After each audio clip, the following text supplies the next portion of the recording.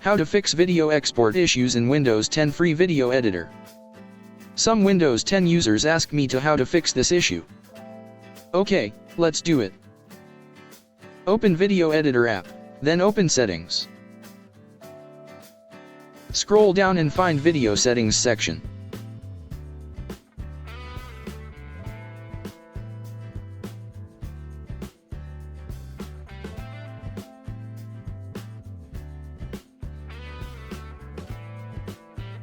Turn off, use hardware accelerated video encoding when available.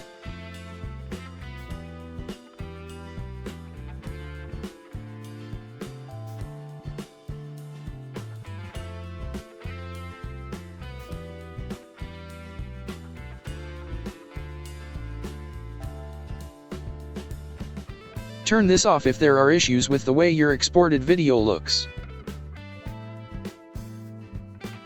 Okay, that's it. Okay, now try to export your videos. Thanks for watching. Don't forget to subscribe.